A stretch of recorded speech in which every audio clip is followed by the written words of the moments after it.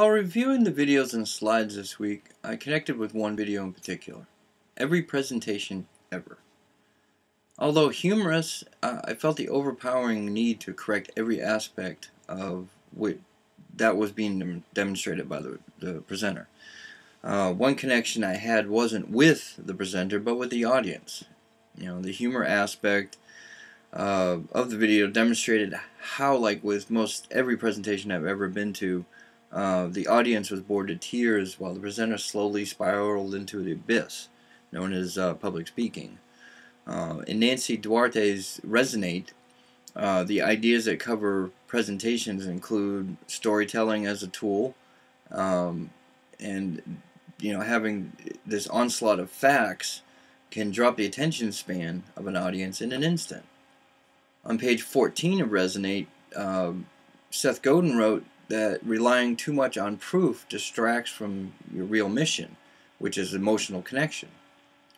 The presenter clearly is trying to blend in with his environment by using camouflage, or using terminology, phrases, humor, mannerisms that the audience would be familiar with, but he fails miserably. And he fails at reaching his desired outcome, which is the full attention of his audience. Instead, his inability to keep the audience attentive closes opportunity for relaying his ideas. The presenter made several mistakes before beginning that deterred the audience from wanting to be there. Reading the slides verbatim. That was one of them. In order to capture the audience and deliver your ideas successfully, look them in the eye and tell them your ideas. By breaking that connection, the presenter loses the personal connection with them and the mission fails. So, what does it mean to resonate? According to Resonate, resonance occurs when an object's natural vibration frequency responds to an external stimulus of the same frequency.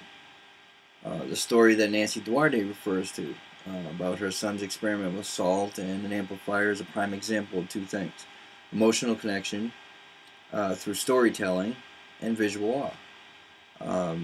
The images of the salt after the vibration stopped showed these beautiful images that were created, and it's just amazing to look at. You can tell that this means is successful in relaying a message. The story itself, because in many of the assignment posts I reviewed, the reference to the story is utilized the most. This shows that the story was memorable, and the impact shows in how much and how many times this reference was used. I plan to build my abilities up connecting this month through storytelling. The storytelling idea is perfect because it allows the presenter to connect first with the audience, utilizing the message, and then keeping them there. I want the ability of capturing the idea and the audience at the same time and keep them flowing.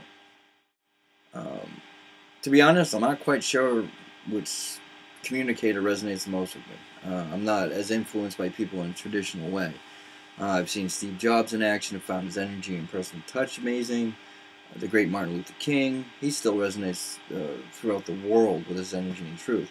And one of the greatest motivational speakers, Tony Robbins, still keeps my attention span as well.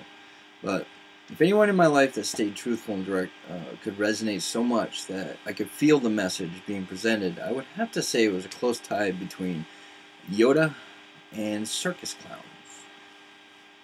Yeah, circus clowns. Circus clowns are probably the only presenters that are the most impressive communicators I've ever seen.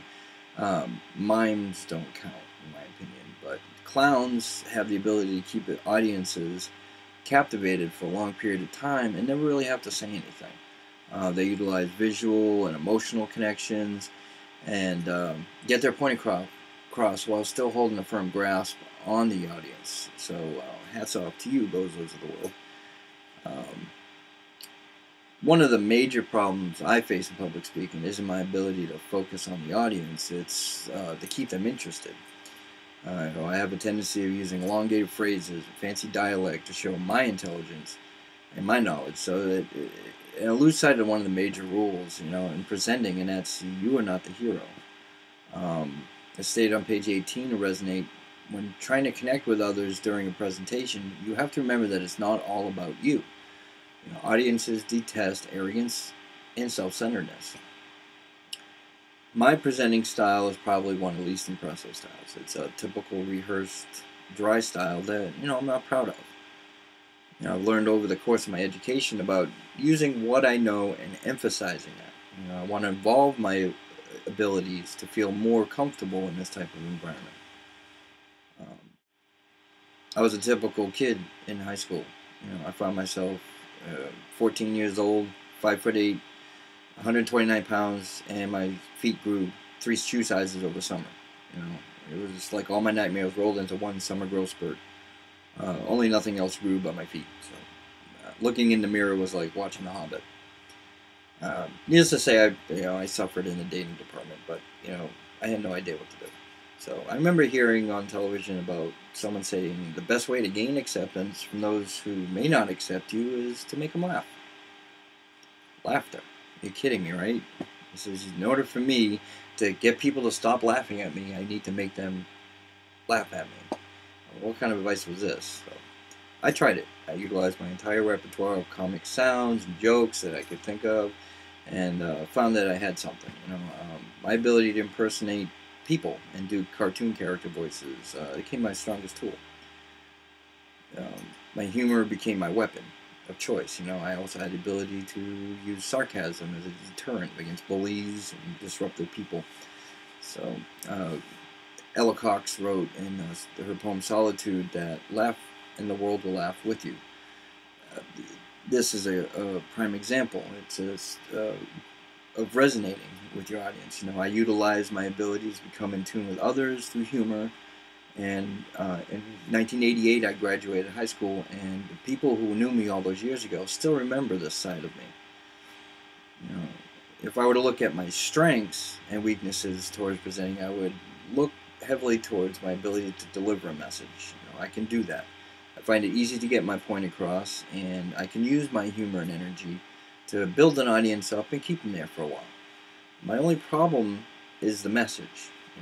I think that my weakness is keeping the message alive throughout the presentation. So utilizing several techniques like repeating my message, stronger visual stimulus, focus more on the emotional connection. That's what I'm trying to achieve this month. And I hope that I can build a better presentation out of it. My name's Keith Garceau. Thanks for watching.